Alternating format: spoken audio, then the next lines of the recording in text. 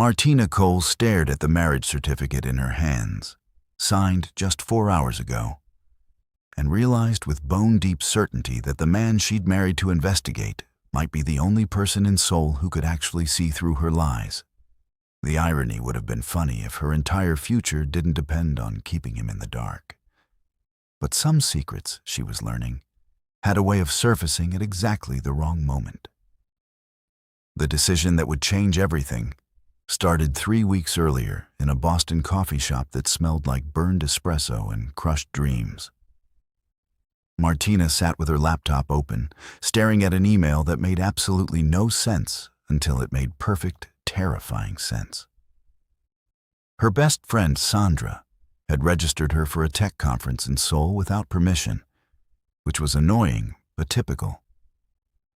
What wasn't typical was the second attachment, an invitation to interview for a private consulting position with compensation listed as negotiable, discretion required, and no traditional experience necessary. The company name meant nothing to her, but a quick search made her pulse spike.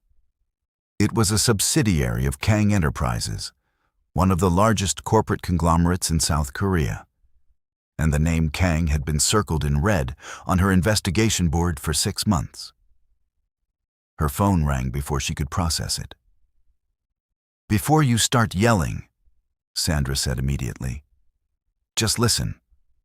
My cousin works in corporate law in Seoul, and she heard about this very unusual opportunity. She thought of you.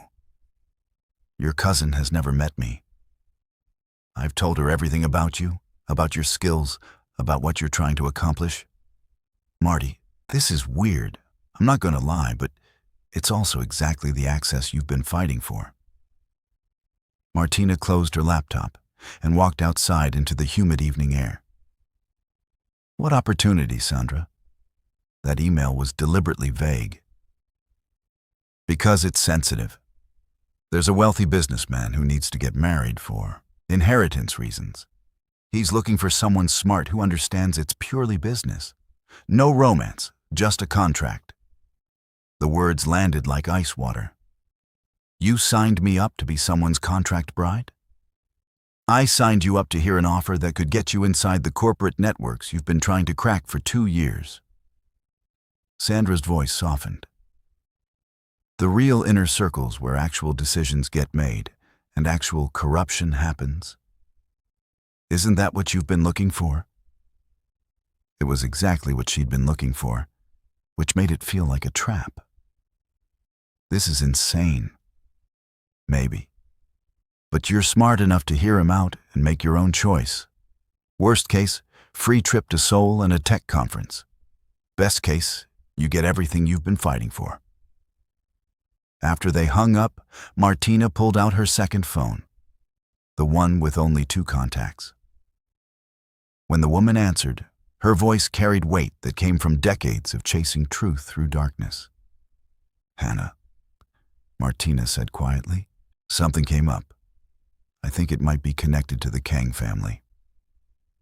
Hannah Park, an investigative journalist and her mother's best friend, went silent for 3 long seconds. "What kind of something?" "The kind that gets me inside their world completely. But it requires commitment, long-term commitment." "Martina, I asked you to help research, not put yourself in danger. You also told me my mother died trying to expose these people." Martina's voice hardened. "You said she got close to proving Seoul's corporate elite profit from trafficking and extortion, that she had evidence before they buried her story along with her. This is me getting that evidence. This is me finishing what she started." Hannah's sigh crackled through the line. "Your mother wouldn't want you sacrificing yourself, even for justice. My mother spent her last year of life chasing this story, while cancer ate her alive because she believed it mattered. I'm healthy, I'm qualified, and I'm being handed an opportunity she would have killed for." Martina pressed her palm against the brick wall beside her. "Tell me I'm wrong to take it." "I can't tell you that. But I can tell you to be careful.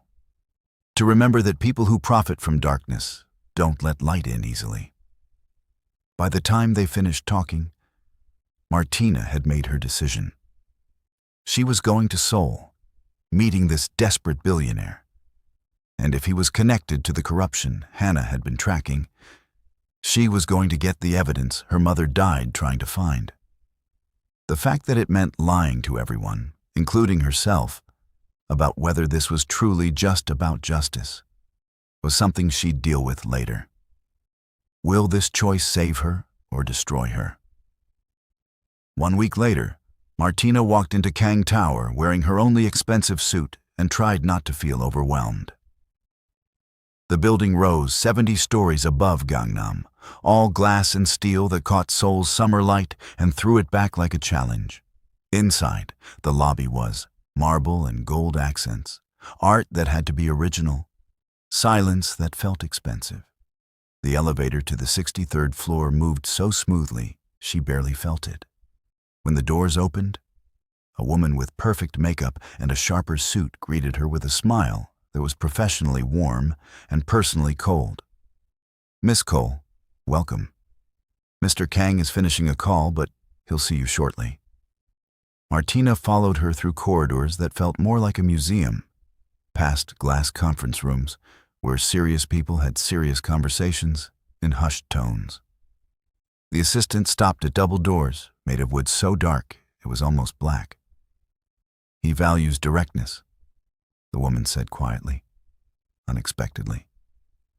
"Don't try to impress him. It never works. Just be honest." Before Martina could ask what that meant, the doors opened. The office was less a room and more a statement of power.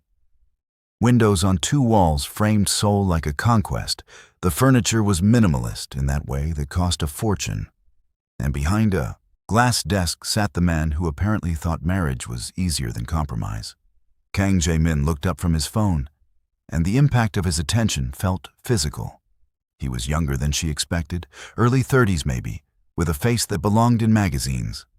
All sharp cheekbones and darker eyes that seemed to catalog everything about her in under 3 seconds. His suit was black and expensive, and when he stood, she noticed he was tall enough that even in heels she'd have to look up. "Miss Cole?"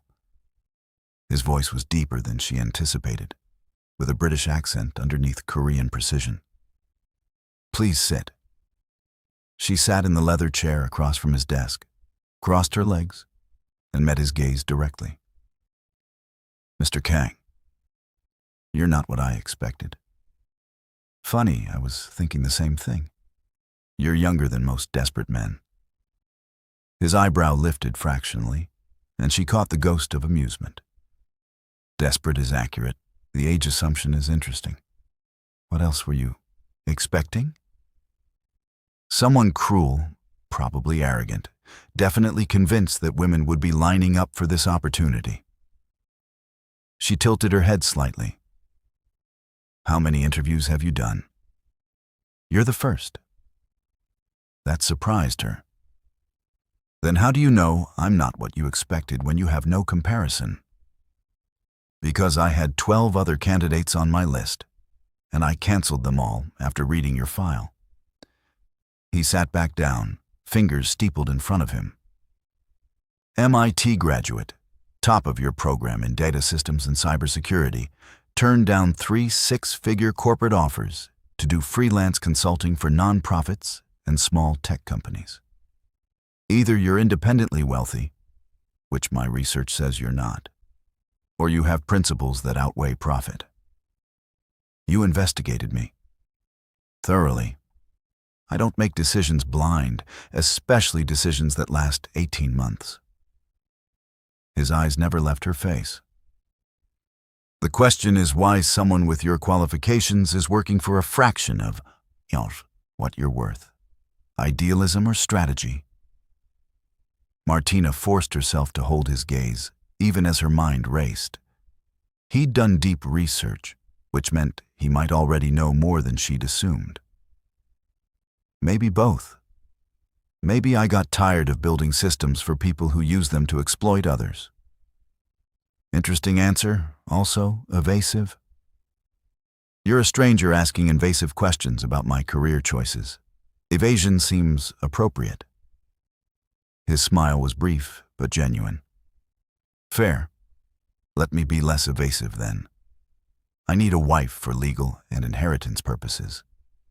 The marriage must last for a minimum of 18 months and produce an heir. In exchange, I'm offering financial security, social access to networks you clearly want to penetrate, and complete autonomy over your own life within reasonable boundaries. Does that interest you? The bluntness was jarring. You're serious. You're actually proposing a business arrangement marriage to someone you met 3 minutes ago. I'm proposing a clearly defined contract to someone who's intelligent enough to understand terms and practical enough not to confuse business with emotion. He pulled out a leather folder. This is the preliminary agreement. Read it. Ask questions. Tell me if I'm wasting both our time. Martina took the folder but didn't open it yet. Why me specifically? You said you had 12 other candidates. Why cancel them all for someone you've never met? Jae-Min stood and walked to the window, hands in his pockets. And she noticed how he moved, controlled and precise, like every gesture was calculated. Because the other 11 wanted something from me while pretending they didn't. Society wives who saw opportunity, businesswomen who saw leverage, opportunists who saw money. They would have smiled and agreed and spent 18 months angling for more. And you think I'm different? He turned to face her. I think you don't want to be here at all. I can see it in the way you're sitting, ready to run any second. You're only here because you need something specific. And that honesty is worth more than any prenuptial agreement. The accuracy of that assessment sent a chill down her spine. He was right. She didn't want to be here, but not for the reasons he assumed. You think you can read me that easily? I think you're terrible at hiding discomfort, which means I'll always know where I stand with you. No games, no hidden agendas. Just transparent mutual benefit. He was so wrong, it was almost funny. She was nothing but a hidden agenda, sitting in his office, planning to use him for information that could destroy everything he'd built. But his confidence in her transparency was useful, a blind spot she could exploit. What do you need from this arrangement, Martina? He moved back toward his desk, but didn't sit, standing close enough that she had to tilt her head back. Be honest with me. What brought you to Seoul? The way he said her name, deliberate and precise, made something flutter in her chest that she absolutely could not afford. Access, she said, which was true if incomplete. I'm good at what I do, exceptional actually, but I keep hitting walls that have nothing to do with my skills. Your world doesn't let people like me in easily. People like you? Black, American, without a family name that opens doors. She met his eyes. I'm tired of being qualified and overlooked. You're offering the one thing I can't earn on my own. Something shifted in his expression. Not quite respect, but close. And you're willing to marry a stranger, produce a child, upend your entire life for that access. You're willing to do the same to keep your inheritance. We're both making calculated trades, Mr. Kang. At least I'm being honest about my calculations. The silence stretched between them, heavy with evaluation. Then he smiled, small and sharp. I think we might understand each other, Miss Cole. But before we proceed, you need to know what you're actually agreeing to. Her pulse quickened. I'm listening. My family's business is complicated. Publicly, we're corporate investors and real estate developers. Privately, We have interests that exist in what you might call gray areas. He watched her face as he spoke. I won't insult you by pretending everything I do is legal, because it isn't. Marrying me means entering a world where threats are real, where people play for keeps, and where your association with me makes you a target. This was it. The admission Hannah needed. Confirmation that Kang Enterprises was exactly what they suspected. Martina kept her expression neutral. You're telling me you're dangerous. I'm telling you my world is dangerous, and I can't guarantee your safety even though I'll do everything in my power to protect you. He moved closer, and she caught the scent of expensive cologne, something clean and cedar. If that's not acceptable, leave now. I won't hold it against you. She should leave, should walk out and find another way to investigate him that didn't involve legal binding. But this was the closest she'd ever get to the evidence she needed. I'm not afraid of complicated, Mr. Kang. And I'm not naive enough to think billionaires in any country make their money playing nice. Most people prefer comfortable lies to uncomfortable truths. You keep choosing truth. Truth is easier to remember than lies, she said. And the irony of that statement, while sitting here planning to deceive him, made her stomach twist. I think I'm going to enjoy this arrangement more than I anticipated, Miss Cole. Is she making a deal with the devil? They spent the next 2 hours going over contract terms with 3 lawyers who appeared like ghosts and spoke in legal language that Martina translated in her head as she read. The terms were shockingly fair. Separate living quarters in his penthouse, her own income for public appearances, complete financial independence with accounts he couldn't access, a prenuptial agreement that protected her even if things ended early. The only non-negotiables were maintaining the public perception of a legitimate marriage and the conception window beginning at month 6. You choose the method, Jae-Min said when they reached that section, and his clinical tone didn't quite hide discomfort. Medical intervention, natural conception, whatever makes you most comfortable. You have complete autonomy over your own body throughout this process. Martina stared at legal language that reduced intimacy to contractual obligation and felt slightly hysterical. This is insane. We're negotiating pregnancy like it's a project deliverable. Would you prefer I pretend this is romance? No, I'd prefer honest insanity over dishonest sentiment. She looked up at him. But I need one addition to this contract. Name it. If either of us discovers the other has been fundamentally dishonest about who they are or why they're here, the contract voids immediately. No penalties, no obligations, clean break. The lawyers started objecting, but Jae-Min held up a hand, his eyes locked on her face. That's very specific. What are you afraid I'm hiding? The same things you're afraid I'm hiding. Her heart hammered. We're both making this arrangement for reasons beyond what we're saying out loud. I can live with strategic omissions as long as we're honest in our actual interactions.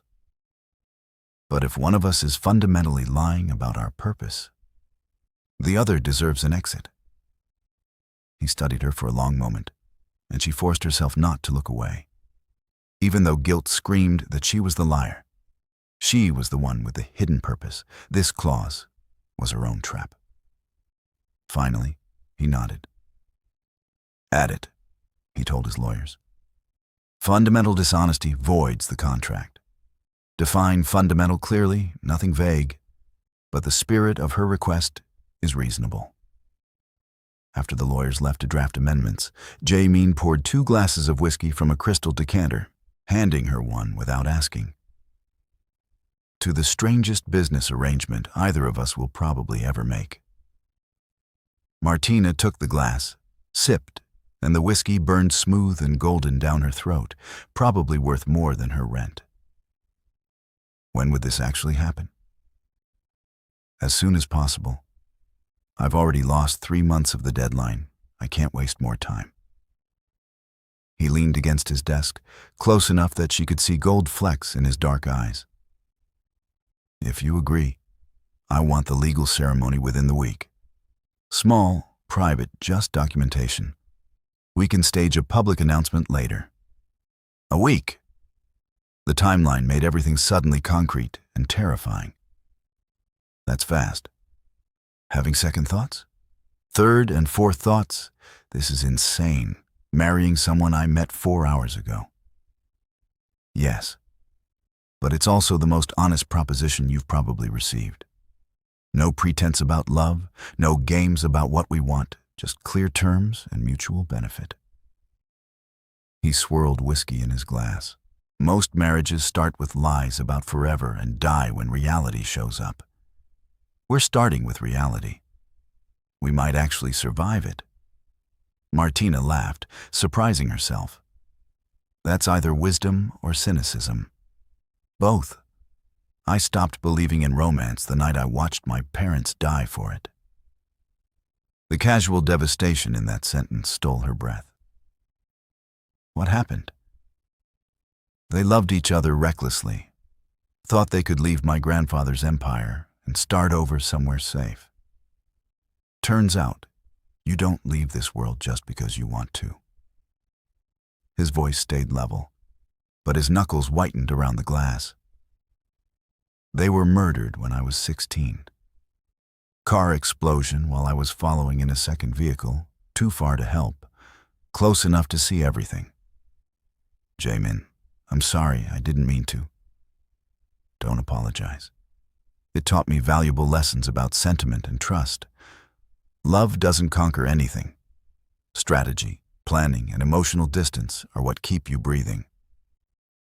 He drained his whiskey.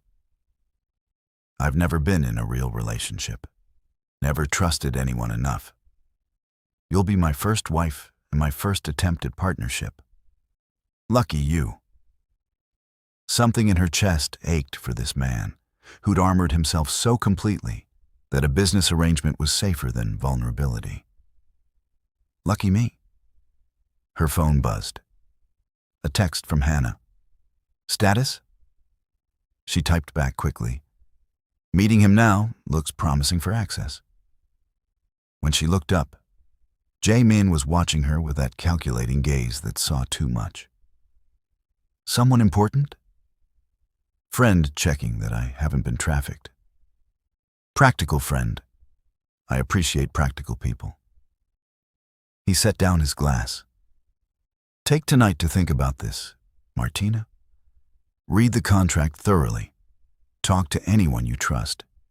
And make sure this is something you can actually live with. Tomorrow morning, if you're still willing, we proceed. If not, I'll pay for your flight home, and we forget this happened. That's generous. That's self-preservation. I need someone who chooses this clearly, not someone who resents me for 18 months. He walked her to the door, and his hand brushed her lower back, brief and probably unconscious. But electricity shot up her spine. Either way, thank you for your honesty today. It's rare in my world. The guilt nearly choked her. I'll have an answer by morning. That night in her hotel room, Martina video called Hannah and laid out everything. The contract terms, Jae-Min's admission about gray area business, the timeline, the air requirement, all of it. This is more access than we dreamed of, Hannah said, journalist instincts warring with protective concern in her expression. But Marty, this isn't undercover work. This is legally binding yourself to a man who admitted criminal involvement. He implied his business isn't entirely legal. That's not the same as confirmation. Martina pulled her knees to her chest. I need to get closer to find actual evidence of what his family's secondary holdings really are. And when you find that evidence, while legally obligated to protect his interests, The contract has the honesty clause. If I discover he's fundamentally lied, I can void everything. Hannah's expression sharpened. You added that clause because you're the one lying. The words landed like stones. I'm not lying, just not telling him everything. Sweetheart, you're entering marriage with the explicit purpose of gathering intelligence to potentially destroy him. That's not omission. That's deception. Hannah's voice softened. Your mother would never want you to sacrifice yourself like this. My mother died trying to expose these people. You told me she was close to proving Seoul's corporate elite profit from trafficking, that she had sources who went silent right before she died. Martina's voice cracked slightly. This is me getting those sources, finishing what she couldn't. Or this is you getting hurt in ways we can't predict. I promise I'll be careful. After they hung up, Martina read through the contract again, noting every clause, every protection, every exit strategy. On paper, it was the fairest arrangement imaginable. In reality, it was a web she was choosing to walk into, hoping she could navigate without getting caught. Her phone buzzed. Jae-Min. No pressure, but I'm an insomniac, so if you want to discuss anything tonight, I'm available. She smiled despite herself. What do you do when you can't sleep? Swim. There's a pool on the building's roof, heated year-round. I go there at 2 a.m. and swim laps until my mind stops calculating disasters. The image of him alone in dark water under Seoul's night sky felt impossibly intimate. That sounds peaceful. It sounds lonely, but I've made peace with lonely. It's safer. Martina stared at those words, at this man who chose isolation over risk, and made her final decision. I'll see you tomorrow morning to sign, but I want one more thing beyond the contract. What's that? Honesty between us, as much as we can manage. I know we both have secrets. The contract acknowledges that. But in our actual conversations, no games, no manipulation. If this works, we need at least that much truth. The pause felt like a held breath. Agreed. Radical honesty in a dishonest arrangement. I think we're going to be interesting together, Martina Cole. I think we're going to be a disaster. Good. I'm bored with safe. 3 days later, Martina stood in a private office in Seoul's City Hall wearing a white dress she'd bought that morning, signing documents that made her Kang Jae-Min's legal wife. No guests, no music, no flowers, just lawyers and bureaucrats, and the strange intimacy of binding yourself to a stranger while cameras documented it for posterity. Jae-Min wore black, which she was learning was his uniform, and his expression, signing his name, was identical to the one he probably used for stock acquisitions. When the officiant pronounced them married, there was no kiss, just a handshake that lasted 3 seconds too long, his hand warm and strong around hers. Well, Mrs. Kang, he said quietly, dry humor in his tone. That was exactly as romantic as advertised. Mr. Kang, she replied, and the official nature of it hit her suddenly. She was married, legally bound to this dangerous stranger, and she'd done it while lying about everything. The guilt was immediate and sharp. His car waited in a private garage, sleek and black, with windows too dark to be street legal. The driver opened the door without speaking, and Martina slid into leather seats that probably cost more than her education. Jae-Min settled beside her, and suddenly the spacious interior felt intimate. We're going to the penthouse, he said as they pulled into afternoon traffic. Your things from the hotel have been moved to your suite. I also had some additional items purchased based on your sizes.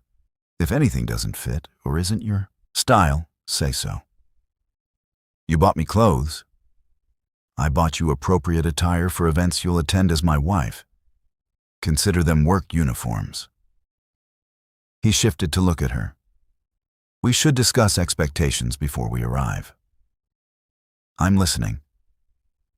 "Public events require us to appear comfortable together. Not in love. The timeline wouldn't support that. But compatible. Can you manage that?" Martina thought about all the acting she was already doing. "I'm better at pretending than you think." Something flickered in his expression. "I'm starting to suspect that. In private, you have complete freedom, your own space, your own schedule. But I'd prefer some level of cohabitation rather than complete avoidance." Cohabitation meaning? Shared meals occasionally, coordination of schedules, basic human interaction. His voice dropped slightly. "Unless you'd rather we live like polite strangers sharing an address." She considered it. Total separation would make the investigation easier, but it would also be lonely. "What does basic human interaction look like to you?" Breakfast together when schedules align, dinner when we're both home, conversation that isn't purely transactional. He paused. "I realize I'm asking for companionship after designing an arrangement that specifically avoids attachment. It's contradictory." "It's human," Martina said quietly. "Even people who don't want romance need connection." "Is that what you need?" The question felt heavier than it should. "I don't know yet. But I'm willing to figure it out." The penthouse occupied the entire top floor of a Gangnam building, and walking in felt like entering a different world. Floor-to-ceiling windows framed Seoul like living art. Furniture was minimalist, but clearly expensive. Everything designed with taste that came from culture instead of money. Jae-Min gave her a brief tour. His wing with bedroom and office, her wing with the same, shared spaces, including a kitchen that looked barely used and a living room that felt more like a gallery. Then he opened a door she'd assumed was a closet, and Martina stopped completely. The library inside held thousands of books, worn spines suggesting they'd been read instead of displayed. Literature, philosophy, history, poetry in multiple languages. A leather chair sat by the window perfectly positioned, with a half-finished book on the side table. She picked it up without thinking. Korean poetry, with notes in the margins, translations and thoughts in precise handwriting. "You read poetry," she said, turning to find him watching from the doorway. "Is that surprising? For a man who talks about clinical marriage and emotional distance?" "Yes." He entered the library, and she noticed how he touched the books as he passed, familiar and affectionate. "Beauty and practicality aren't mutually exclusive, Martina. I can appreciate metaphor and emotion in art while understanding they're dangerous in reality." "That sounds exhausting." "It's survival." He pulled a book from the shelf and handed it to her. The cover was worn soft with love. "My mother's favorite collection. I keep it to remember what sentiment costs." She opened it carefully, saw margin notes everywhere, and saw love in every annotation. "But you still read it? Still engage with it? That doesn't sound like someone who's eliminated all emotion." "No. It sounds like someone who's terrified of it, but can't quite let it go." His eyes met hers, dark and unguarded for just a moment. "Which is probably why I chose you." Her pulse jumped. "What does that mean?" "It means you're dangerous in a way that has nothing to do with business rivals. You make me curious, make me want to know what you're thinking." He stepped closer, not touching but near enough that she felt his warmth. "And curiosity is the first step toward caring, which I absolutely cannot afford." "Then why risk it?" Because apparently self-preservation doesn't extend to choosing convenient strangers when interesting ones walk into my office. His hand lifted, and for a heart-stopping moment, she thought he was going to touch her face, but it fell back. We should establish one final rule. What's that? No falling in love. His voice was firm, but his eyes betrayed something else. This works because it's clear-headed and practical. Emotion complicates everything, creates vulnerabilities we can't afford. Martina's throat felt tight. She was already lying about her purpose, already betraying his trust, and now agreeing not to feel things while her heart tripped over itself every time he looked at her like she mattered. Agreed. No falling in love. Good. Neither of them moved, and the air between them felt heavy with everything unsaid. Are they already breaking that rule? The first morning of her marriage, Martina woke to Seoul's sunlight streaming through floor-to-ceiling windows and the smell of coffee she definitely hadn't made. She found Jae-Min in the kitchen, dressed in dark slacks and a white shirt with sleeves rolled to his elbows, reading something on his tablet while an expensive coffee machine hissed in the background. "You're up early?" she said. And he looked up with an expression that suggested he'd never actually gone to sleep. "I'm always up early. Coffee?" He gestured to the machine. "Fair warning, I only know how to make it one way, strong enough to fuel corporate warfare." That's the only way coffee should be made. She accepted the cup he poured, and their fingers brushed in the exchange. Brief contact that shouldn't have felt electric, but absolutely did. "Did you sleep at all?" 2 hours, maybe 3. "I told you, chronic insomnia is my natural state." He leaned against the counter, studying her with that calculating gaze. "You slept well, though. I checked on you around 4. That should have felt invasive, but somehow it didn't. Why? Security protocol. I have cameras in all common areas, none in private suites, but I wanted to make sure you were comfortable on your first night." His mouth quirked slightly. "Also, I'm not used to sharing my space. I was being neurotic." Honest neurotic or concerning neurotic? Probably both. He set down his coffee. "I have meetings until 3 today. But tonight there's a charity gala we need to attend. First public appearance as a married couple. Can you be ready by 7?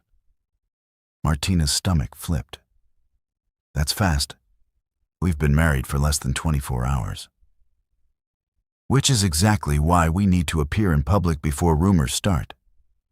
Seoul's elite already know about my grandfather's will. They're watching to see if I'll actually comply." His eyes darkened. "Some of them are hoping I'll fail. The Park Min coalition you mentioned, among others. My family has enemies, Martina. People who've been waiting decades for an opportunity to take what we've built." He moved closer, and she caught that scent again. Cedar and something uniquely him. "Tonight, they'll be evaluating you, deciding if you're real or a convenient prop. I need them to believe we're legitimate." How legitimate?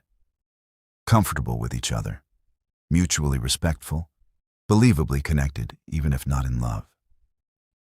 His hand lifted, and this time he did touch her, fingers gentle under her chin, tilting her face up.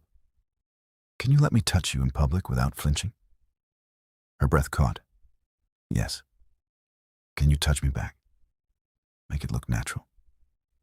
"I think so." His thumb brushed her jaw, feather light, and her pulse hammered so loud she was certain he could hear it. "You're nervous. You're touching me like we're testing chemistry." "We are." But he dropped his hand, stepped back, and the loss of contact felt like cold water. "I won't push you into anything you're uncomfortable with. But we need to establish some baseline physical familiarity. Hand-holding, my hand on your back, standing close, that sort of thing. Otherwise, we'll look exactly like what we will look exactly are. Strangers playing pretend. Exactly. He checked his watch. Platinum and probably worth a car. I'll have something sent to your suite for tonight. Multiple options so you can choose. If you need anything else, hair, makeup, anything, just tell my assistant. I can do my own hair and makeup. I'm sure you can. But at these events, appearance is armor. Let me provide you the best weapons I can. His smile was slight but genuine. Besides, you're a Kang now. People will expect a certain level of presentation. After he left, Martina stood in the massive kitchen, drinking coffee that could probably fuel a rocket launch, and tried to process her new reality. She was married to a man she barely knew, living in luxury she'd never imagined, preparing to enter a world that ate people like her for sport, all while hiding her real purpose for being here. Her second phone buzzed. Hannah. First day as Mrs. Kang. How does it feel? Martina typed back, surreal. First public event. Tonight, charity gala. Apparently, I need to look convincing. Be careful. Don't lose yourself in the role. Too late, Martina thought, but didn't type. Instead, she went to her suite and opened her laptop, encrypted her connection through 3 proxy servers, and started mapping the information she'd gathered so far. Kang Enterprises had 17 subsidiary companies, 12 of them clearly legitimate. The other 5 had ownership structures so convoluted that they had to be hiding something. She needed access to internal financial records, communication logs, and anything that proved what those companies actually did. Her official cover was perfect. She was a tech consultant, so requesting access to their digital infrastructure wouldn't raise immediate suspicion. But she had to be careful, strategic, patient. A knock on her door that interrupted her research. She closed her laptop quickly and found a woman standing in the hallway with a rolling rack of dresses and a professional smile. Mrs. Kang, I'm Soo Jin from the styling service. Mr. Kang requested I bring options for tonight's event. The rack held 8 dresses, each more beautiful than the last, ranging from understated elegance to bold statement pieces. Martina ran her fingers over silk and velvet and fabrics she couldn't even name. He said to choose whatever makes you feel powerful, Soo Jin added, his exact words. Martina pulled out a dress in deep emerald green, simple in cut but devastating in execution, the kind of thing that would photograph beautifully while making her feel like herself instead of a costume. This one. Soo Jin's smile warmed into something genuine. Perfect choice. Mr. Kang is going to forget how to speak. Will he notice her for the wrong reasons? By 7 that evening, Martina stood in front of her mirror barely recognizing herself. The dress fit like it was made for her body specifically. The emerald color striking against her dark skin, her hair styled in elegant twists that showed her neck and shoulders. She'd done her own makeup but let Soo Jin advise, and the result was polished perfection. She heard movement in the main living area and walked out to find Jae-Min adjusting his cufflinks, dressed in a black tuxedo that probably cost more than most people's monthly salary. He looked up when she entered, and she watched his expression shift from distracted to focused to something that looked almost like hunger before he controlled it. Well, he said quietly, voice rougher than usual. I was going to compliment you, but I seem to have forgotten language. Heat flushed through her. Soo Jin said you'd forget how to speak. She was right. Soo Jin is getting a raise. He crossed to her, slow and deliberate, and she noticed his eyes tracking every detail. You look devastating, Martina. Absolutely devastating. Is that appropriate for a business arrangement marriage? Probably not, but I'm allowed to appreciate aesthetics. He held out his hand. "We should practice." "Practice what?" "This." His hand found the small of her back, warm through thin fabric, pulling her close enough that only inches separated them. "At the gala, I'll touch you like this, guide you through crowds, and introduce you to people. We need it to look natural." Her breath shortened. "This feels natural. Does it feel wrong?" His voice dropped lower, intimate and dangerous. "No," she admitted. "That's the problem." His smile was slow and absolutely unfair. Good problems are my favorite kind. But he stepped back, breaking the contact before it became something neither of them could walk away from. Cars waiting, ready to meet Seoul's elite. The gala was held at the Shilla Hotel, old money and new wealth mingling in a ballroom that dripped with crystal chandeliers and quiet power. Cameras flashed as they arrived, and Jae-Min's hand stayed steady at her back, possessive without being controlling, present without being overwhelming. "Smile," he murmured near her ear, "but not too much. You're intrigued by all this, not desperate for it." "I'm terrified by all this." "Even better. Fear reads as mystery." His thumb brushed her spine through fabric. "Stay close to me. Don't engage with anyone I don't introduce you to first. And if anyone asks inappropriate questions, just look at me. I'll handle it." They'd barely made it 10 feet into the ballroom before the vultures descended. A woman in diamonds that could fund a small country approached with a smile sharp enough to cut. "Jae-Min, darling, you've been hiding secrets." Her eyes raked over Martina with unconcealed assessment. "You must introduce me to your unexpected wife." "Martina, this is Chairwoman Park. She runs one of Korea's largest cosmetic conglomerates." Jae-Min's voice was perfectly polite and utterly cold. "Chairwoman, my wife Martina Cole." "Kang," Martina corrected smoothly. "Martina Kang now." The woman's smile tightened fractionally. "Of course. How modern that you're keeping Cole professionally. Tell me, dear, how did you and Jae-Min meet? It all happened so quickly." "We met through mutual business interests," Martina said, using the cover story they'd agreed on. "Sometimes you just know when something makes sense." "Business interests? How romantic." The chairwoman's tone suggested it was anything but. "And what business are you in exactly?" "Data systems and cybersecurity consulting. I specialize in helping companies identify vulnerabilities in their digital infrastructure." Jae-Min's hand pressed slightly firmer against her back. Approval or warning, she couldn't tell. "Martina's brilliant with technology. She's already identified 3 security risks in my personal network that my team missed." That was actually true. She had mentioned some gaps in his home system during breakfast, though she'd been careful not to seem too knowledgeable. The chairwoman looked less impressed than irritated. "Well, I'm sure you'll fit right into our little world."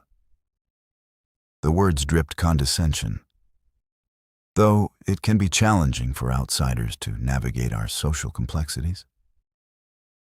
"I appreciate the concern," Martina said with a smile that didn't reach her eyes. "But I've navigated far more hostile environments than charity galas." The woman's expression froze, and Jae-Min coughed to cover what sounded suspiciously like a laugh. "If you'll excuse us, Chairwoman, I need to introduce Martina to some other guests." He guided her away smoothly, and once they were out of earshot, his mouth quirked into a genuine smile. "That was spectacular. Did you just politely tell one of Korea's most powerful women to go to hell?" "Was I not supposed to?" "You were absolutely supposed to. She's been insufferable for years, and no one ever stands up to her." His hand slid from her back to her waist, pulling her closer. "You're full of surprises, Mrs. Kang." The possessive way he said that sent heat through her entire body. "Is that good or bad?" I'll tell you when I figure it out. Can she survive in his world? The rest of the evening was a blur of introductions, each person more wealthy and intimidating than the last, all of them evaluating her with varying degrees of suspicion and curiosity. Jae-Min never left her side, his presence steady and protective in a way that made her feel simultaneously safe and guilty. She was using him, lying to him, planning to potentially destroy everything he was protecting, and he was treating her like she actually mattered. Around 10, they were approached by a man in his 50s with silver hair and eyes like ice chips. Something in Jae-Min's posture changed, going rigid in a way she'd never seen. "Uncle?" Jae-Min said, voice carefully neutral. "I didn't realize you were attending tonight. I wouldn't miss the opportunity to meet your new wife." The man's smile didn't reach his eyes. "I'm Kang Hyun-woo, Jae-Min's uncle and current board member of Kang Enterprises. You must be the mysterious American who's captured my nephew's attention." Martina felt Jae-Min's hand tighten on her waist. A warning or a claim, she wasn't sure. "Martina Kang, pleasure to meet you." "The pleasure is mine, I assure you." Hyun-woo's gaze was assessing in a way that made her skin crawl. "Tell me, how does an American tech consultant end up married to Korea's most eligible bachelor within weeks of arriving in Seoul? It's quite the fairy tale." "Sometimes opportunity and timing align," Martina said carefully. "Indeed, and sometimes young men make impulsive decisions to satisfy inheritance requirements without considering long-term consequences." His smile sharpened. "I do hope you're prepared for the scrutiny that comes with the Kang name, my dear. Not everyone will believe this marriage is genuine." "Then it's fortunate I don't require anyone's belief except my husband's," Martina replied coolly. Jae-Min's hand moved to her hip, definitely possessive. "Now, we should continue making rounds, Uncle. Always a pleasure." He guided her away quickly, and she felt tension radiating from him in waves. "That's the uncle who wants your inheritance?" "One of them. Hyun-woo runs the Park Min Coalition. He's been positioning himself to take control since my grandfather got sick." Jae-Min's jaw was tight. He knows this marriage is strategic, but he can't prove it, which makes him dangerous. How dangerous? The kind that might try to find leverage against you to invalidate our marriage. He pulled her into a quiet corner, hands on her shoulders, eyes intense. "Listen to me carefully, Martina. My uncle will investigate you thoroughly, dig into your past, and look for anything he can use. Is there anything I should know about? Anything that could be used against us?" Her throat went dry. "Like what?" "Anything. Criminal record, financial trouble, past relationships. I don't care what it is. But I need to know before he finds it and weaponizes it."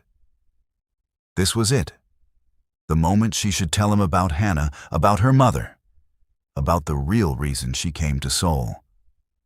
But the words stuck in her throat, trapped behind fear and guilt and the sudden realization that she was in deeper than she'd planned. "Nothing criminal," she said finally. "I have student debt, but that's normal. No scandalous relationships or secret children or anything dramatic." He searched her face, and she forced herself to hold his gaze, even as her heart hammered. "You're sure?" "I'm sure." The lie tasted like ash, but he seemed to accept it, his shoulders relaxing fractionally. "Good. Because if Hyun-woo finds anything, he won't hesitate to use it, and I need to be prepared to counter whatever he throws at us." "Why does he hate you so much?" "Because my grandfather chose me as heir instead of him. And in our family, being passed over is an unforgivable insult." Jae-Min's expression darkened. Also because I refuse to run the business the way he wants, expanding the underground operations, taking more risks, maximizing profit over sustainability. He thinks I'm weak. Are you? I'm strategic. There's a difference. His hand slid down her arms, and even through the gloves he wore for formal events, she felt heat. But in his world, strategy looks like weakness, and weakness gets you killed. A chill ran through her. Has he tried to kill you? Not directly, but there have been accidents, close calls, situations that looked random but felt targeted. He pulled her close again, and this time it wasn't for show. It was a genuine need for contact. I'm sorry. I shouldn't be telling you all this at a gala. This is supposed to be your introduction to society, not a lesson in family warfare. I'd rather know what I'm walking into. You're already walking into it, Martina. The question is whether you're prepared for how dark it gets. Before she could answer, music swelled from the ballroom, and couples began moving toward the dance floor. Jae-Min's expression shifted, calculating something. We should dance. Why? Because everyone's watching, and married couples dance at galas, and I want to give them something to see that makes this look undeniably real. He held out his hand. Dance with me. She took his hand, let him lead her onto the floor, and when he pulled her into his arms, the world narrowed to just the two of them. His hand at her waist, her hand on his shoulder, bodies close enough that she could feel his heartbeat. Or maybe that was her own pulse thundering. You're good at this, she murmured as they moved in perfect sync. I was trained in all the social graces.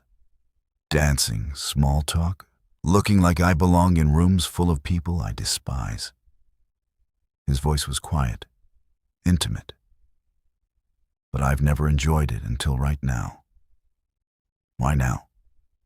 Because you're the first real thing I've touched in longer than I can remember. His hand pressed against her back, and she felt the statement in his touch. Everyone else at events like this wants something, wants access or money or favor. But you're here because we made an agreement, nothing more, nothing less. There's honesty in that. Guilt crashed through her so hard she almost stumbled. He thought she was honest, thought their arrangement was straightforward, and she was lying with every breath, every smile, every moment of this dance. Jae-Min, she started, not sure what she was going to say, maybe a confession or an apology. But he pulled her closer, and his mouth was near her ear. And when he spoke, his voice was rough with something that sounded like need. Don't. Whatever you're about to say, don't. Just let me have this moment where I believe something in my life is exactly what it appears to be. So she stayed silent, let him hold her, let them move together like they belonged to each other, and tried not to think about how good it felt to be wanted by someone who didn't even know her real name meant finding justice for a dead woman. Is she falling for the man she's supposed to betray? They left the gala around midnight, and the drive back to the penthouse was quiet, both of them processing the evening. Jae-Min's hand found hers in the car's darkness, fingers interlacing, and he didn't let go until they reached their building. In the elevator, he finally spoke. You did well tonight? Better than well, actually. You handled the chairwoman perfectly, didn't let my uncle intimidate you, and you made everyone believe we're exactly what we're pretending to be. What are we pretending to be? A couple who make sense together. The elevator doors opened to their penthouse, and he walked her to her suite, not ready to let the night end. Would you like a drink? I have questions about how you read people so well. Martina knew she should say no, should maintain distance, should remember why she was really here. Instead, she heard herself say, yes. They ended up in the library, which she was starting to think of as the heart of his carefully constructed world. He poured them both whiskey, and they sat in the leather chairs by the window, Seoul glittering below like scattered jewels. You mentioned navigating hostile environments earlier, Jae-Min said after a long sip. What did you mean? I grew up in a neighborhood where being smart made you a target, being different made you vulnerable, and being female meant you had to be twice as tough to survive. She swirled whiskey in her glass. I learned to read people early, figure out who was dangerous and who was just posturing, who to trust and who to avoid. Turns out, those skills translate well to charity galas. You're tougher than you look. Most people are, if you look close enough. She met his eyes. What about you?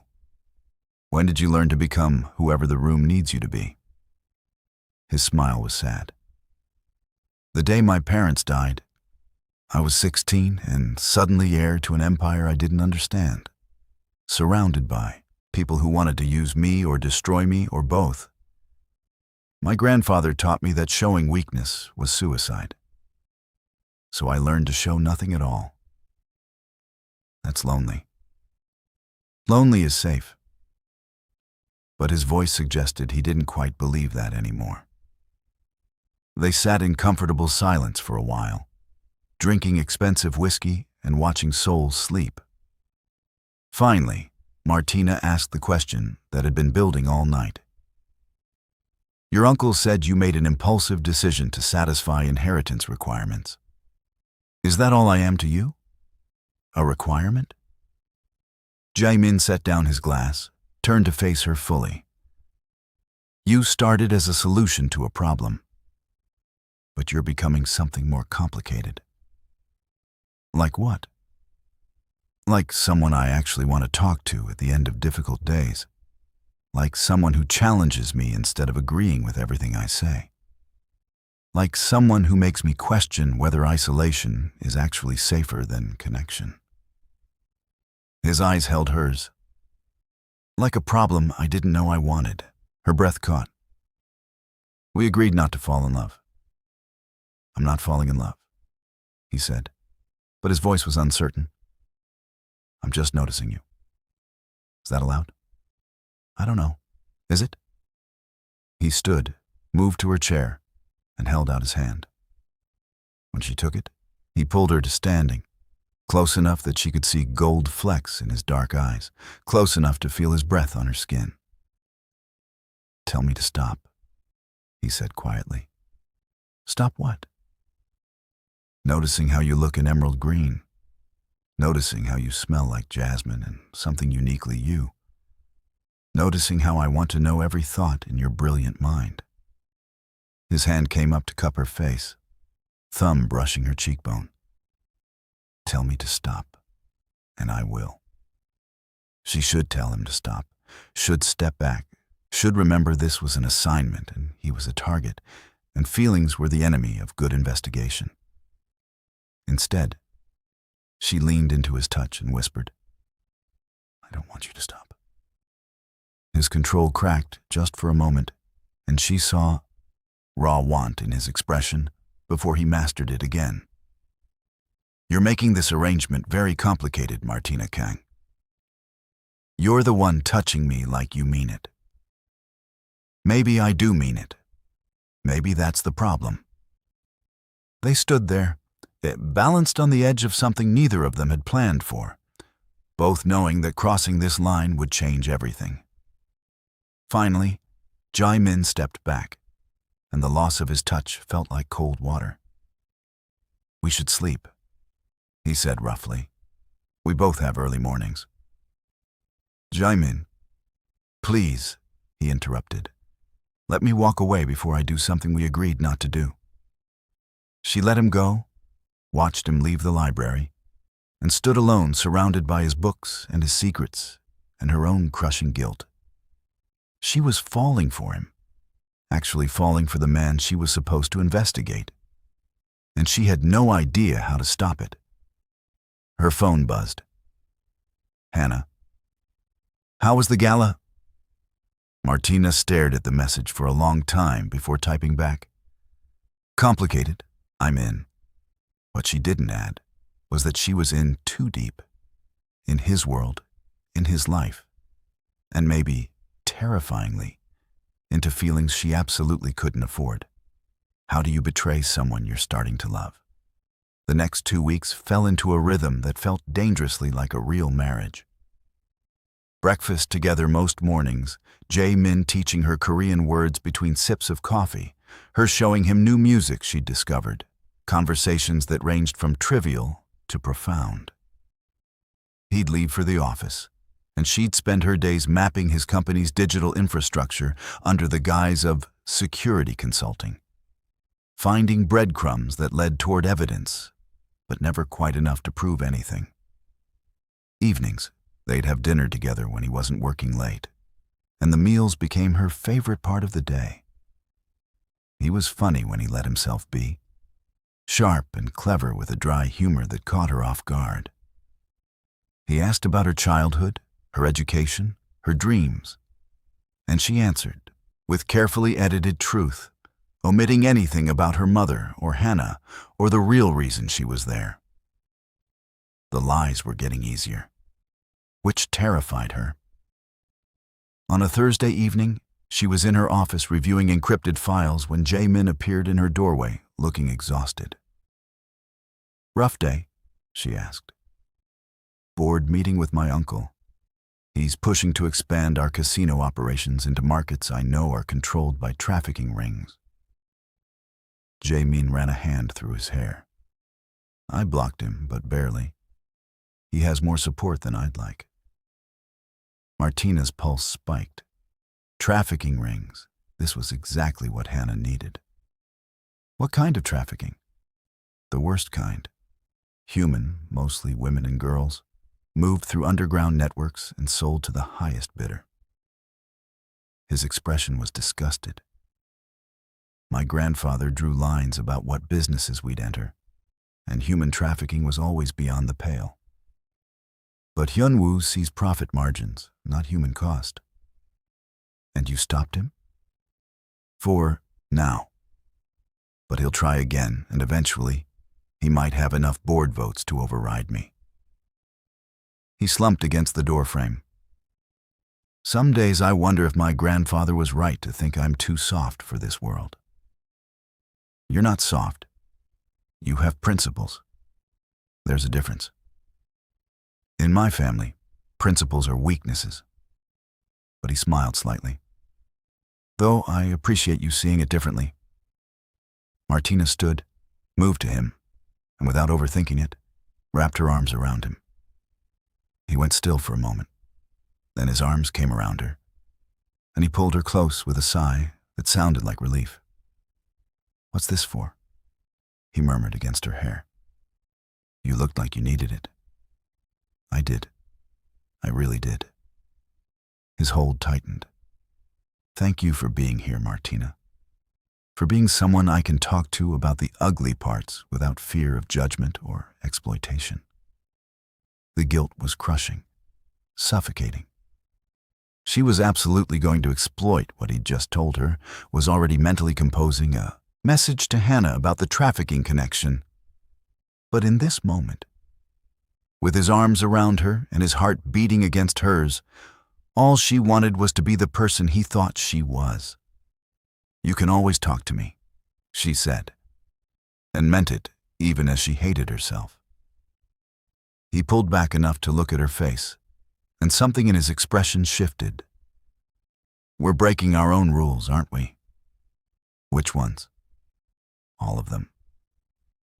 His hand came up to her face, and this time when he touched her, it wasn't careful or calculated. It was needed, pure and simple. I'm not supposed to care if you're here at the end of bad days. I'm not supposed to notice that you're the only person I want to talk to. I'm definitely not supposed to want to kiss you so badly it's becoming a distraction. Her heart hammered.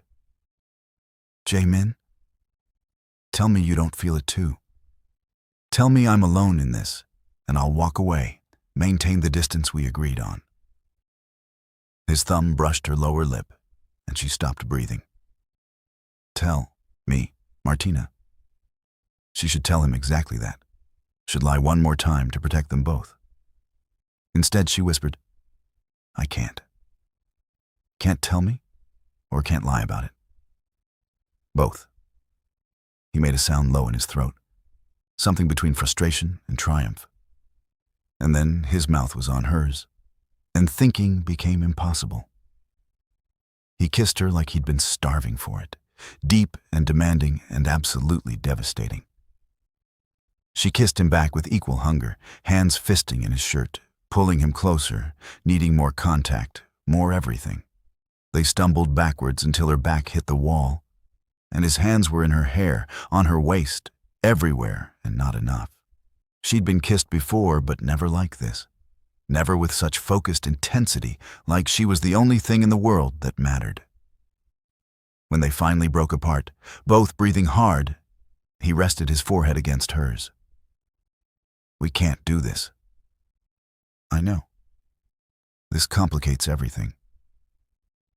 I know. I don't care. He kissed her again, slower this time, but no less intense. I should care, but I don't. Martina's phone buzzed in her pocket, and reality crashed back. She pulled away, checked it, and saw Hannah's message. Need update urgently. Timeline is accelerating. The timing was brutal, perfect, horrible.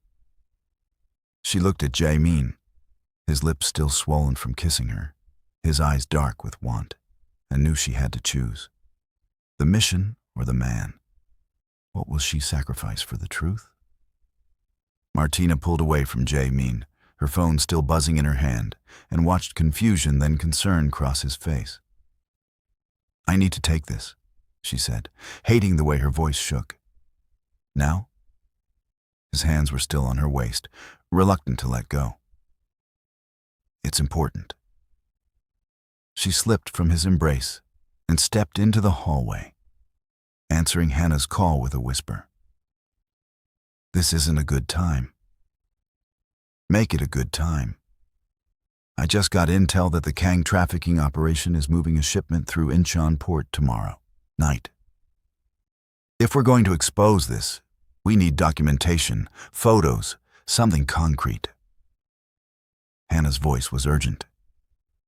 Can you access his schedules? Find out if he's involved? Martina's stomach turned to ice. He's not involved. He told me tonight he's been blocking his uncle from expanding into those operations. And you believe him? Martina, he's the heir to the entire empire. He can't be innocent. He's not innocent, but he's not this either. She glanced back toward her office where Jae-Min waited. I need more time. We don't have more time. The women being moved tomorrow don't have time. Hannah's voice softened. I know you care about him. I can hear it in your voice. But this is bigger than one man or your feelings. This is about justice for your mother and freedom for those women. The call ended. Martina stood in the hallway feeling like she was being torn in half. She could access Jae-Min's calendar, his communications, and prove whether he was complicit or not. But doing so would be the ultimate betrayal of the trust he'd just given her. When she returned to her office, Jae-Min was standing by her desk, and his expression was carefully blank. Everything okay? Fine. Just a friend from home.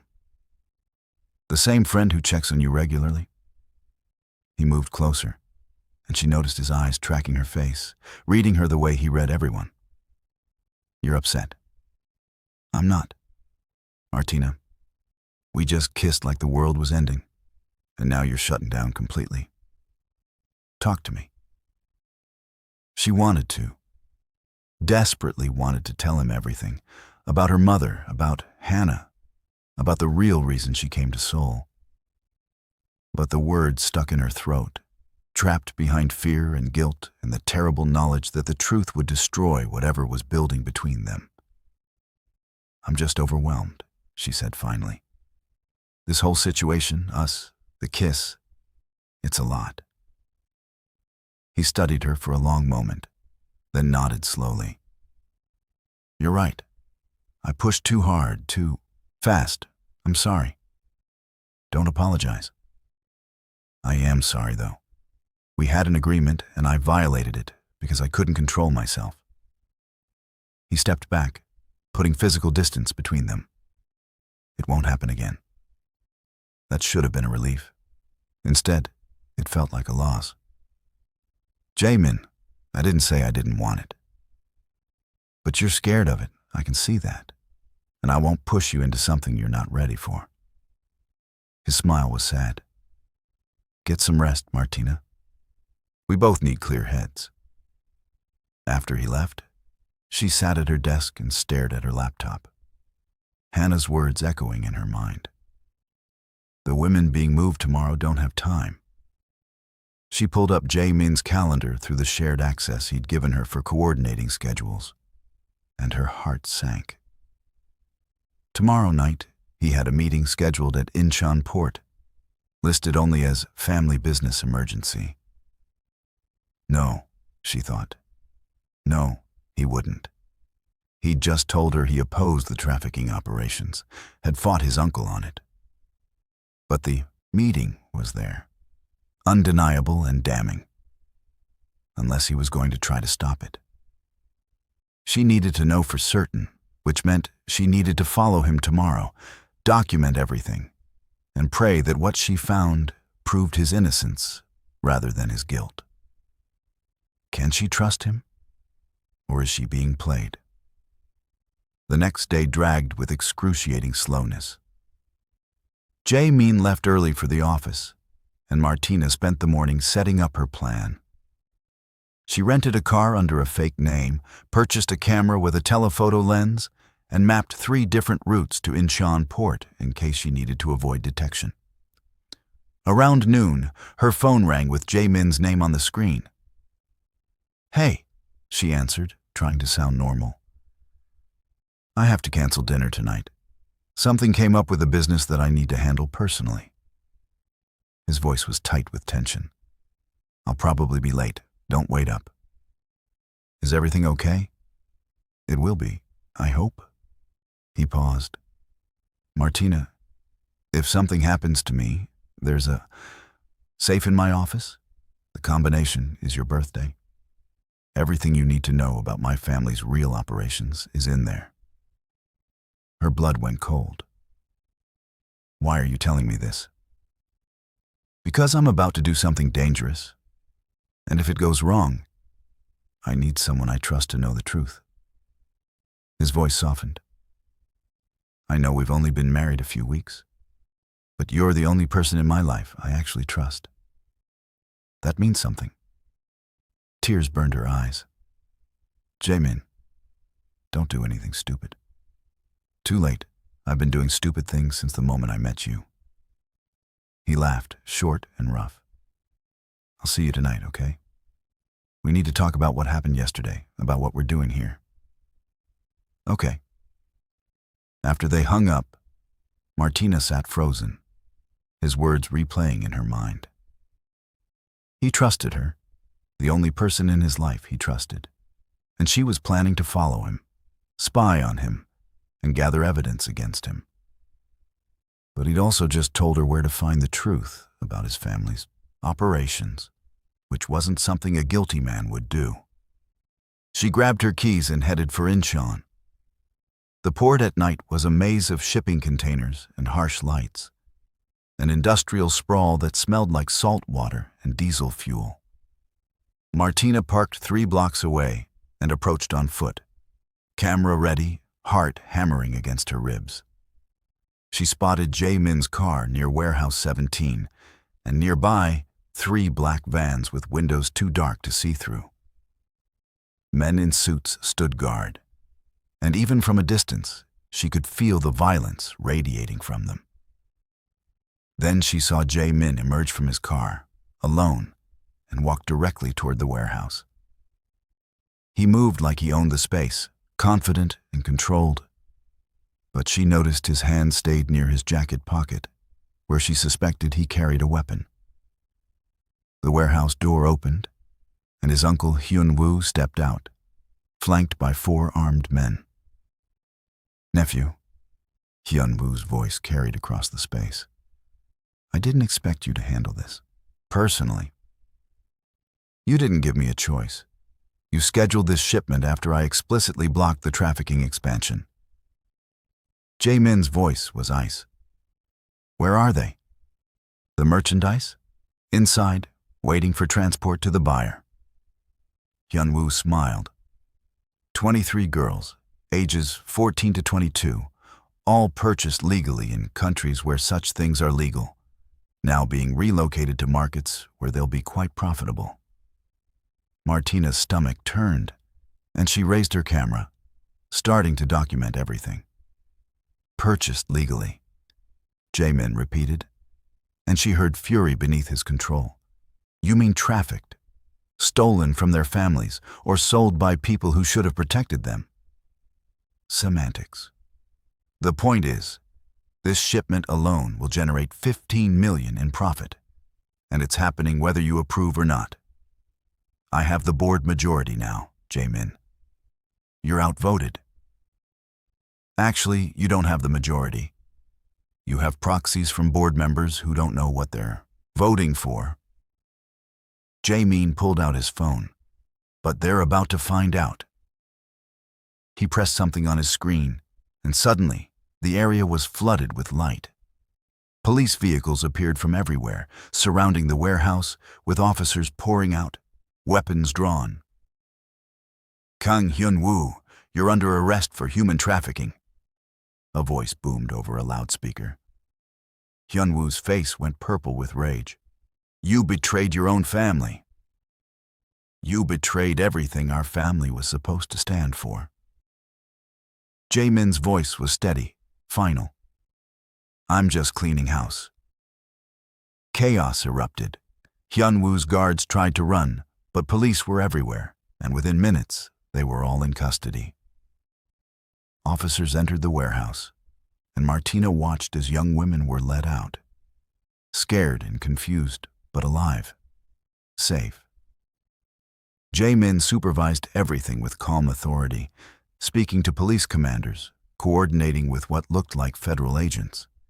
And she realized this wasn't impulsive. This was planned, coordinated, carefully executed. He'd been working to stop this all along.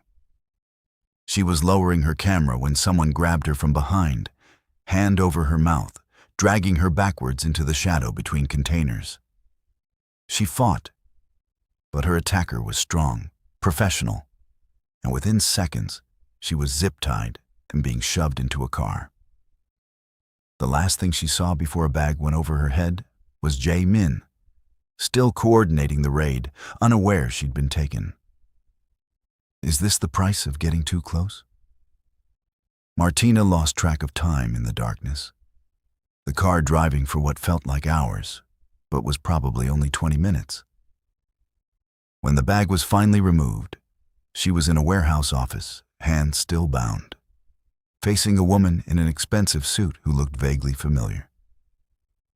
"Mrs. Kang," the woman said with a smile that didn't reach her eyes. "Or should I call you Miss Cole?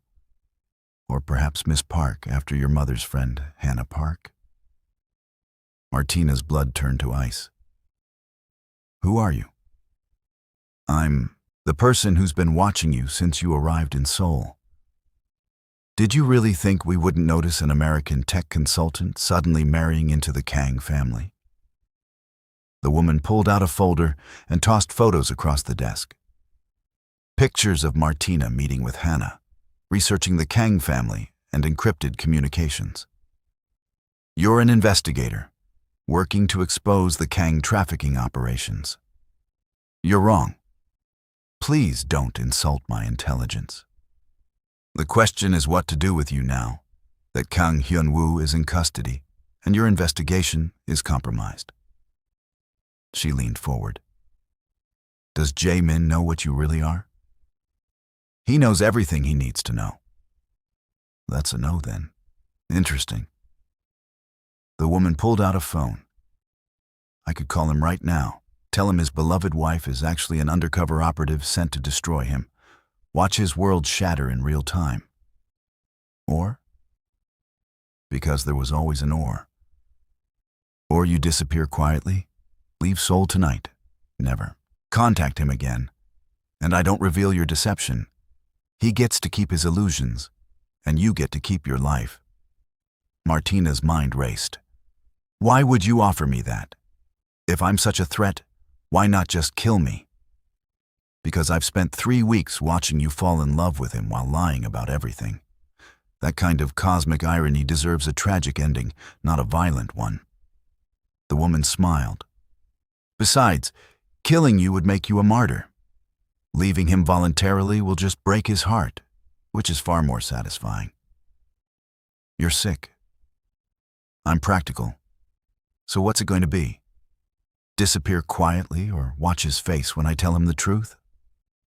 Before Martina could answer, the office door exploded inward, and Jae-Min stood there with a gun in his hand and murder in his eyes. Step away from my wife. The woman raised her hand slowly. Jae-Min, how did you? Tracking device in her phone activated the moment she left the penthouse. His eyes never left the woman as he moved to, Martina, cutting her zip ties with a knife he produced from somewhere. Are you hurt? I'm fine. Good. He pulled her behind him, keeping himself between her and the threat. You made a mistake, Director Choi. You thought taking her would give you leverage. She's an investigator, Jae-Min. She's been lying to you since the day you met, gathering evidence to expose your family. The woman, Director Choi, apparently, played her trump card. Everything between you has been a lie designed to destroy you. Martina watched Jae-Min's shoulders tense, and she knew this was the moment everything would shatter. Jae-Min, let me explain. Is it true? His voice was carefully controlled. Have you been investigating me? The truth or another lie? She had seconds to decide. Yes. The word hung in the air like a gunshot. Director Choi smiled triumphantly, but Jae-Min's expression didn't change. I know, he said quietly. Martina's heart stopped. What? I've known since the second. Week. You're good, excellent even, but I'm better. He still didn't turn to look at her, keeping his weapon trained on Choi. You think I didn't notice you accessing files you had no reason to access? Asking questions that were too specific? Meeting with someone you claimed was just a friend from home, but whose number traced back to investigative journalism networks? Then why didn't you say anything? Because I wanted to know what you'd find. Wanted to see if you discover that I've been working for 2 years to dismantle the trafficking operations my family built. That every access I gave you was designed to lead you toward evidence against my uncle, not me. Now he did glance back at her, and his eyes were dark with hurt and something else. I thought we were on the same side, Martina. I just wished you trusted me enough to tell me the truth. Tears burned her eyes. I was trying to protect yourself. I know. I don't blame you for that. He turned back to Choi. But you made a different mistake, Director. You assumed I didn't know who you really work for. Choi's smile faltered. I don't know what you mean. You're not independent security. You work for the Park Min Coalition, and you've been feeding them information about my movements for months. He pulled out his phone with his free hand. But what you didn't know is that I've been feeding you false information, waiting to see who you'd share it with. Congratulations. You just led police directly to the coalition's remaining leadership. Sirens wailed outside, and Choi's face went white. You bastard. I learned from the best. My grandfather always said the key to winning wars is making your enemies think they're winning until the moment you destroy them. Jae-Min stepped back as police entered, letting them take Choi into custody.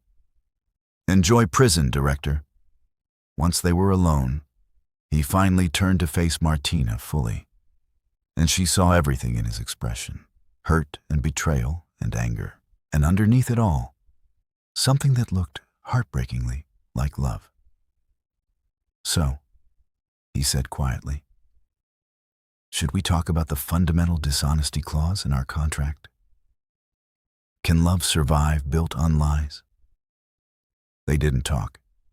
Not in the warehouse surrounded by police, not in the car ride back to the penthouse, not even in the elevator that felt smaller and more suffocating with every floor they climbed. Jae-Min's silence was worse than anger, carefully controlled blankness that revealed nothing. Inside the penthouse, he poured himself a whiskey and stood by the windows, looking out at Seoul like the city held answers. Martina hovered near the library door, unsure whether to give him space or demand conversation. Finally, he spoke without turning around. Your mother was Sarah Cole, an investigative journalist who died 3 years ago. She was working with Hannah Park to expose corporate corruption in Seoul when her cancer got too aggressive to continue. Hannah asked you to finish the investigation. It wasn't a question, but Martina answered anyway. Yes. You came to Seoul specifically to investigate my family. The marriage wasn't about access to advance your career, it was about access to gather evidence.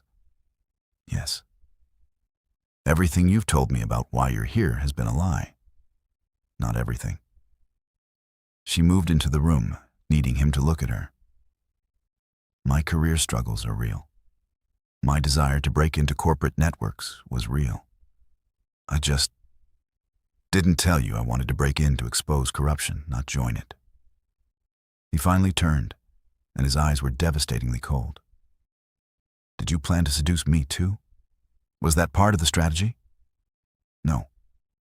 The word came out fierce. That was never part of any plan.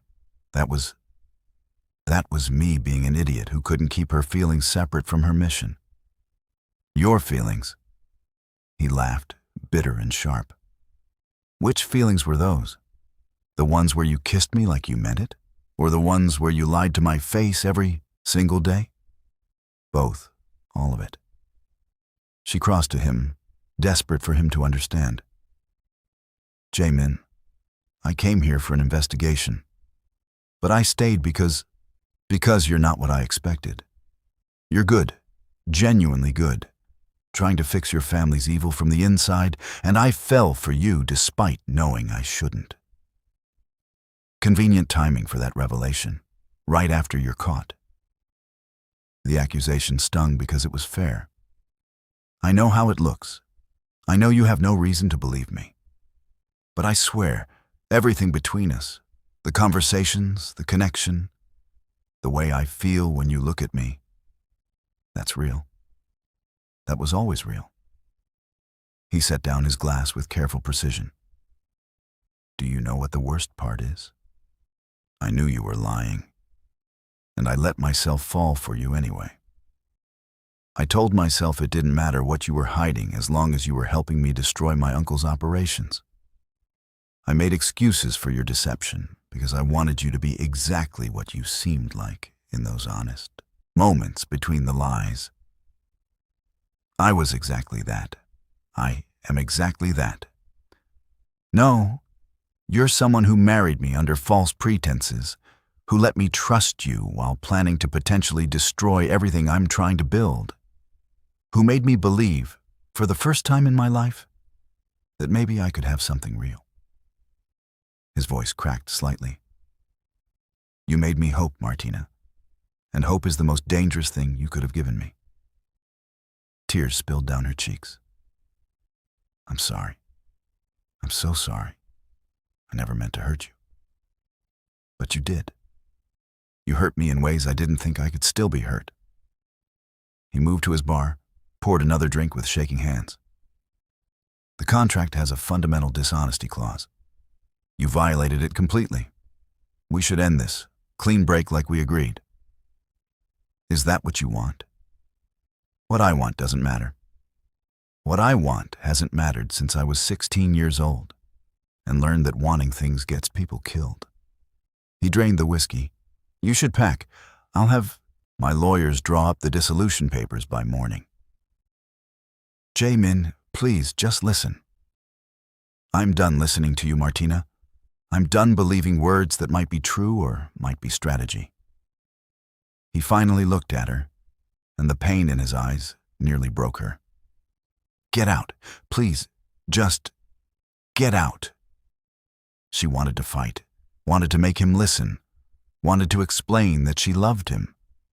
Actually loved him, not as part of any plan, but despite every plan. But the devastation in his expression told her he was barely holding himself together, and pushing now would only shatter him further.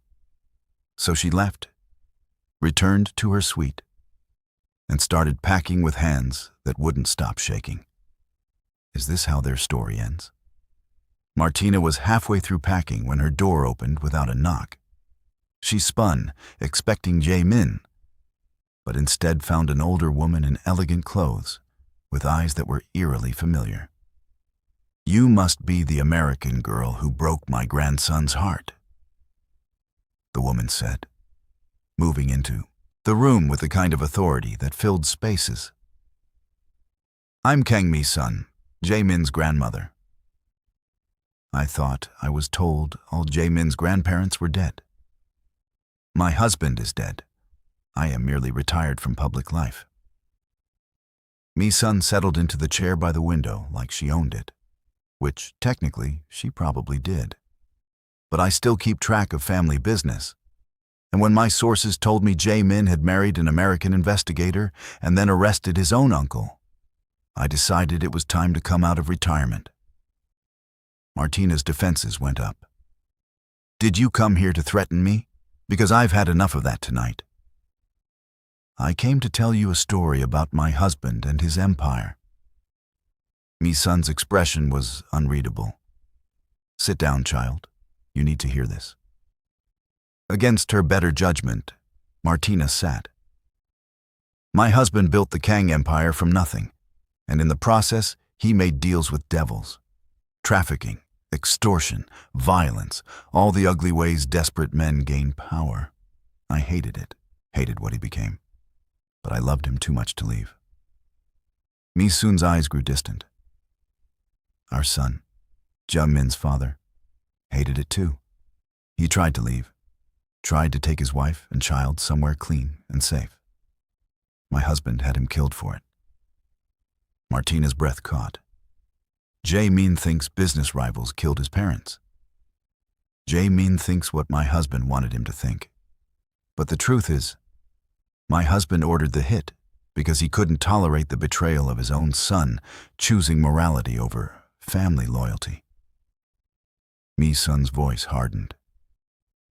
I've lived with that knowledge for 16 years, watching Jae-Min grieve his parents while believing his grandfather loved him. And it's destroyed me. Why are you telling me this? Because when my husband died, his will was designed to trap Jae-Min into continuing the family business or lose everything. But Jae-Min is smarter than his grandfather gave him credit for. He married you to satisfy the inheritance requirements, yes. But he also chose someone who would help him destroy the corruption from inside. Mi-soon leaned forward. You were never his weakness, child. You were his weapon. The words landed like revelation. He knew what I was from the beginning. He suspected, then he confirmed. Then he used your investigation to build his case against his uncle. Everything Jae-Min does is strategy. Mi-soon smiled slightly. But then he made the mistake every Kang man makes. He fell in love despite himself. He told me to leave.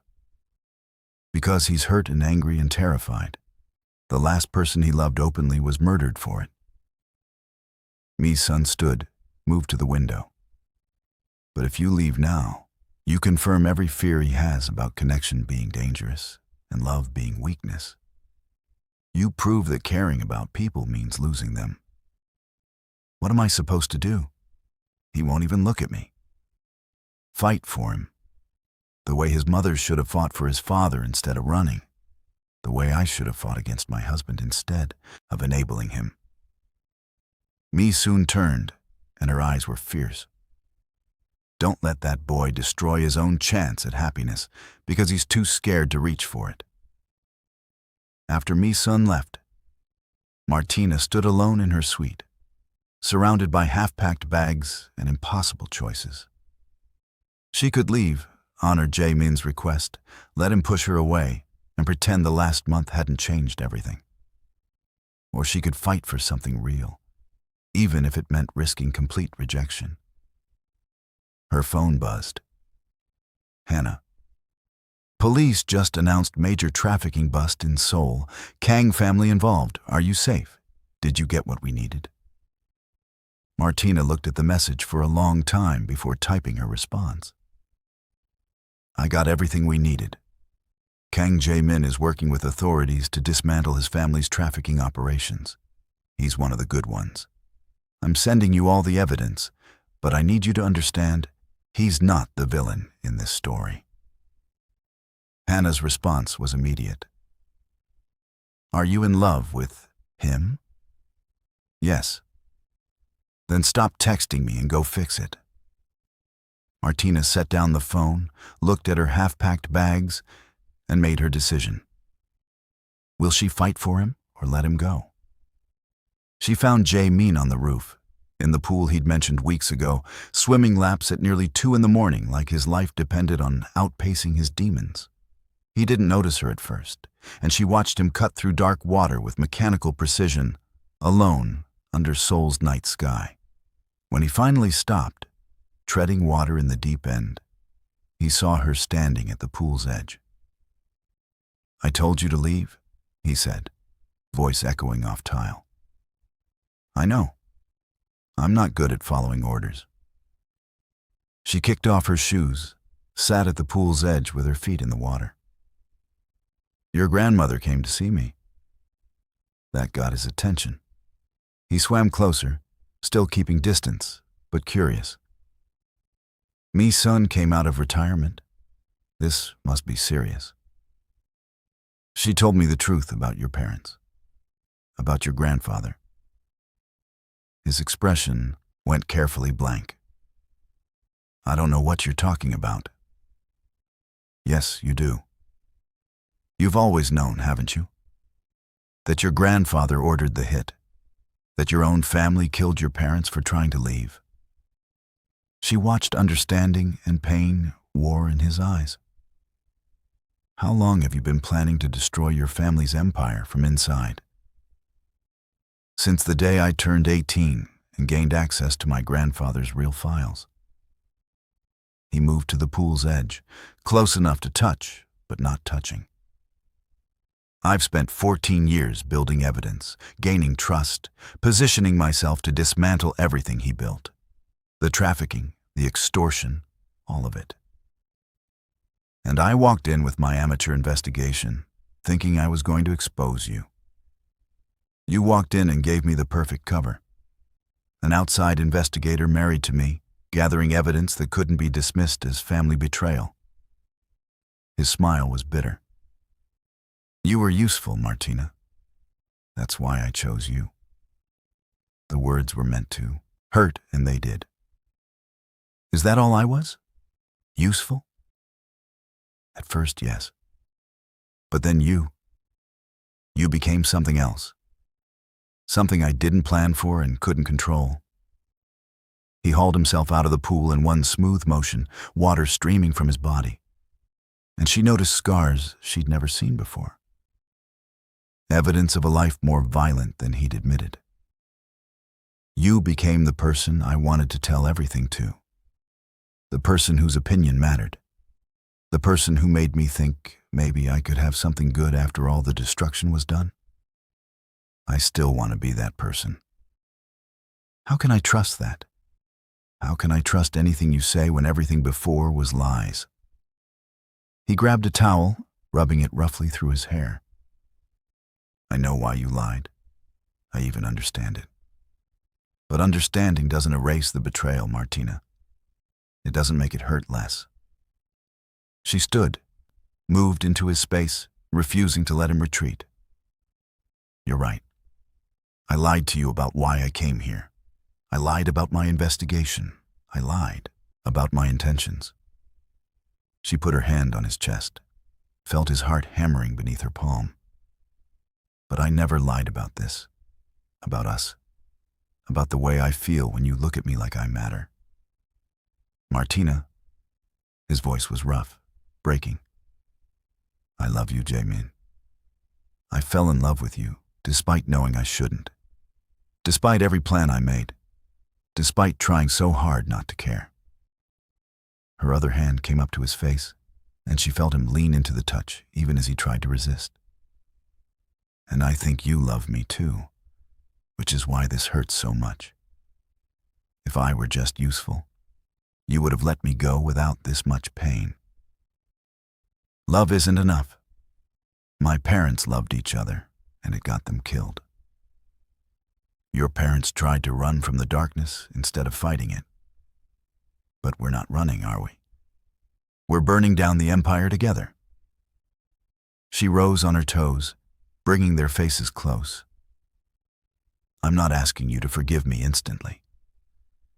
I'm asking you to let me prove that what we have is worth fighting for. And if I can't, if the trust is too broken to repair, then we honor the contract, dissolve the marriage, and I'll leave knowing I tried. Her voice shook. But please, Jae-Min, please let me try. Don't push me away because you're scared of losing me. I'm already here. I'm already all in. And I'm not going anywhere unless you physically throw me out. He stared at her for a long moment, water dripping from his hair, his eyes showing every emotion he usually hid. Then his control broke, and he pulled her against him, water soaking through her clothes, his arms tight enough to hurt. I hate that I love you, he whispered against her hair. I hate that you have this much power over me. I know. I hate it too. I'm terrified you're going to destroy me. I'm terrified of the same thing. She pulled back enough to see his face. But maybe we can be terrified together, instead of alone. His laugh was wet. Maybe from pool water, or maybe from tears. You're absolutely insane. You married me. What does that make you? Equally insane. His hand came up to her face, thumb tracing her cheekbone. This doesn't fix everything. You lied to me, and that's going to take time to heal. I know. And you're going to have to be so patient with me while I learn how to trust again. I can be patient. No, you can't. You're terrible at being patient. But he smiled, small and real. But I appreciate the lie.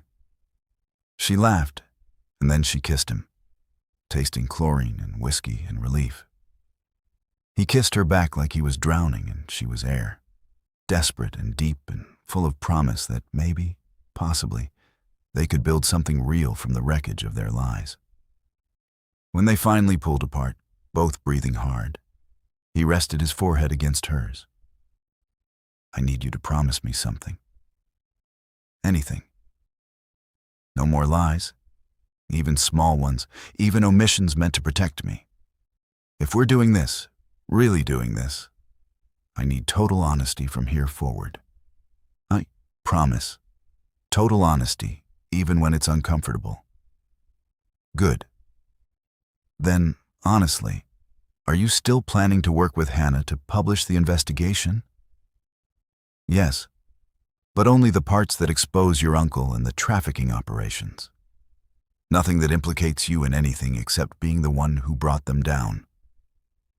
She met his eyes. You're going to come out of this looking like a hero, Jae-Min, because that's what you are.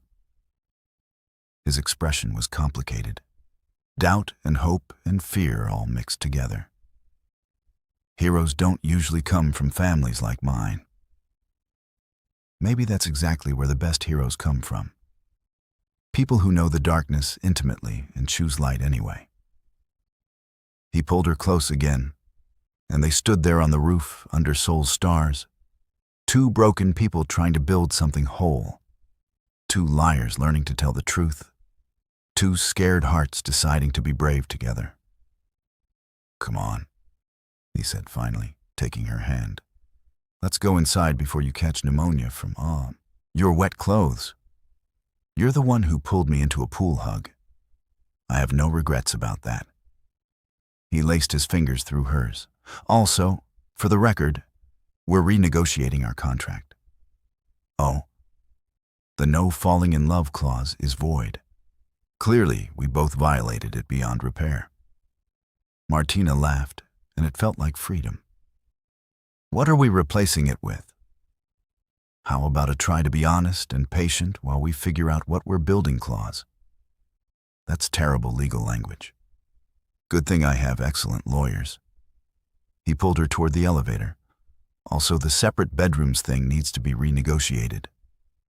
Her pulse jumped. "Does it?" "Unless you prefer sleeping alone. But I've gotten used to knowing you're nearby, and I sleep better when I can hear you breathing." That's either romantic or creepy. I can't decide which. Welcome to loving a Kang. We specialize in the blurred line between romantic and creepy. He pulled her into the elevator and pressed the button for their floor. "Fair warning, my family is going to be a nightmare to deal with going forward. The ones who aren't in prison are going to be furious that I've dismantled the empire." "Can they actually hurt us?"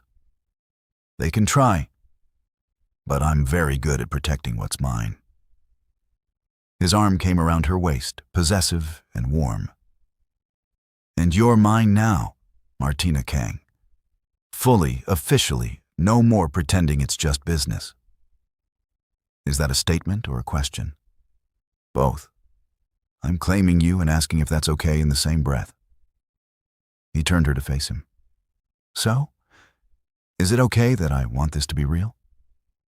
She pulled him down and kissed him, soft and slow and full of promise. "It's more than okay. It's everything." Can they really have a happy ending? 3 months later, Martina stood in front of a press conference with Hannah on one side and Jae-Min on the other, watching as the investigation they'd built together went public. The evidence was overwhelming, undeniable, and devastating. The Kang trafficking empire was exposed in full detail, with Jae-Min positioned not as perpetrator, but as the insider who'd risked everything to bring it down.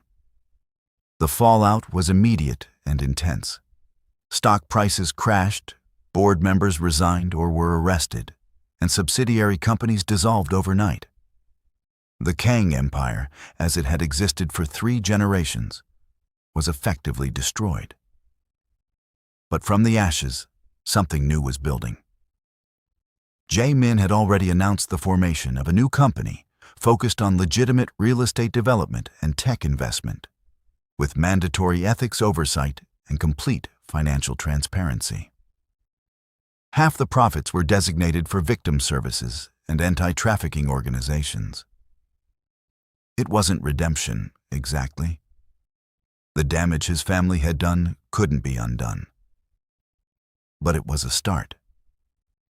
After the press conference, they returned to the penthouse that was being packed up. They were moving, both of them agreeing that the space held too many memories of deception and strategy. Their new place was smaller, warmer, and in a way, the penthouse had never been. "How are you feeling?" Martina asked, watching Jae-Min stare out at Seoul one last time from these windows. "Lighter," he admitted. "I've carried my family's sins for so long that destroying the empire feels like setting down a weight I didn't know was crushing me." "Any regrets? About exposing the trafficking?" "None. About trusting you?" "Also none." He turned to face her, and the love in his eyes still took her breath away. About marrying you in the first place? That's the best decision I've ever made. Even though I lied to you, you lied to protect yourself in a dangerous situation. I lied to myself about being able to keep this purely transactional. He crossed to her, pulled her into his arms. We were both idiots who accidentally fell in love while trying not to. I think that's a better story than any romance novel. She laughed against his chest. Your grandmother called yesterday. She wants us to visit. Did she threaten you or bless you? Both, I think. She said I was good for you, but also that if I ever broke your heart, she knew people. Martina looked up at him. Your family's terrifying. You investigating me was terrifying. We're even. He kissed her forehead. Speaking of investigating, how's the new project with Hannah going? Good. We're expanding the investigation into other corporate families, building a database of corruption networks. She smiled. Turns out, marrying into Seoul's elite gave me access to information that's going to take down a lot of powerful people. You're going to make enemies. I have you to protect me. Always. His arms tightened. Though I should mention, the whole heir requirement from my grandfather's will is still technically unfulfilled. Her pulse quickened. Are you saying what I think you're saying? I'm saying our contract marriage has become a real marriage, and maybe we should. Think about making it a real family. His hand moved to her stomach, gentle and questioning. When you're ready. No pressure, no timeline, just someday. Martina felt tears prick her eyes. Someday sounds perfect. Yeah? Yeah. She pulled him down for a kiss. But maybe we practice the process extensively first. You know, to make sure we're doing it right. His laugh was warm and full of promise. I like the way you think, Mrs. Kang. I like the way you love me, Mr. Kang. They stood there in the fading light of the penthouse that had housed their lies and truths, their contracts and feelings, their carefully constructed arrangement that had become something neither of them planned for. Outside, Seoul glittered with possibility, a city that had witnessed their deception and their devotion in equal measure. And inside, two people who'd married for strategy learned the most important lesson of all. Sometimes, the best things in life are the ones you never saw coming. 6 months after that, Martina walked through their new home, decorated with both their aesthetics blended, and found Jae-Min in what they designated as the library. He was reading poetry again, making notes in the margins.